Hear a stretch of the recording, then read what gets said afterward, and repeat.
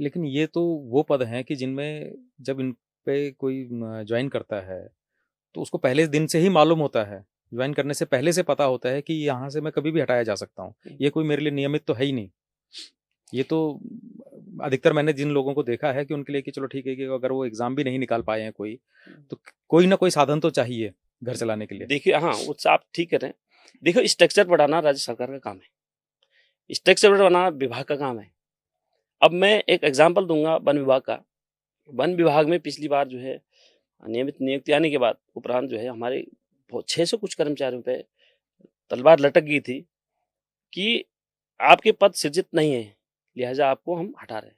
हमने वहाँ धरना प्रदर्शन लगाया। माननीय मंत्री जी सुबोध उनियाल जी भी थे, तत्कालीन वो भी थे, उनके बॉस भी थे, और उनके द्वारा जब हमने धरना लगाया तो उनको स्ट्रक्चर बढ़ा दिया उन्होंने।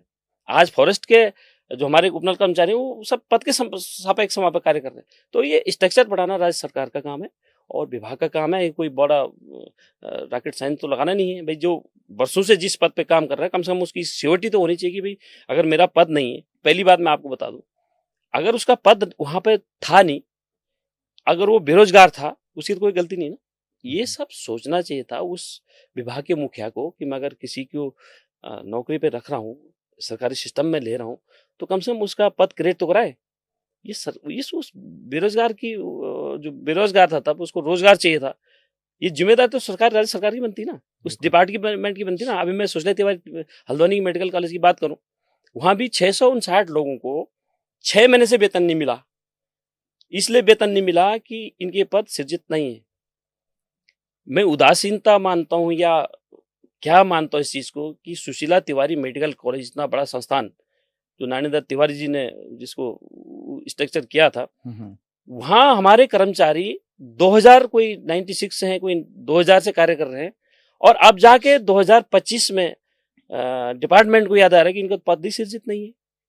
ये सब डिपार्टमेंट का मामला है ना। डिपार्टमेंट को देखना चाहिए कि आपने 20-20 साल उस कर्मचारी के ले दिए, अब आप ये कहकर आप उसको बाहर करेंगे साहब आपके यहाँ पद नहीं है। ये पद सृजित कराना डिपार्टमेंट का काम है। जब आप उनसे काम ले रहे, पूरा संस्थान जो है उपनल चला रहा है, उसकी भी हमने फिर माननीय मुख्यमंत्री जी के साथ मैं गया, माननीय मुख्यमंत्री जी से हमने भेंट बातें की। उस समय हमने कहा भाई साहब ये 6 महीने से आप कर्मचारियों को वेतन नहीं दे रहे, और ये कहकर नहीं दे रहे हैं कि इनके पद सृजित नहीं है। काम इन कर्मचारियों का थोड़ी, इनके क्या दोस्त है। आपने इंस्पेक्टर वो तो बढ़ा दिया अपना, पहले 100 बेड का था, आपने 1000 बेड का कर दिया उसको। पद सृजित कौन कराएगा? डिपार्टमेंट तो कराएगा ना। तो निश्चित तौर पे फिर उनकी फाइल अभी रनिंग में है, तो मेरे को आशा ही नहीं, पूरी उम्मीद है कि उनका भी स्ट्रक्चर बढ़ेगा। और ये जो टेक्निकल प्रॉब्लम है एक संस्थान की नहीं, हर जगह है। जहां जहां ये प्रॉब्लम होगी वहां वहां राज्य सरकार और विभाग हम फिर बात करेंगे कि वे स्ट्रक्चर डेवलप किया जाए।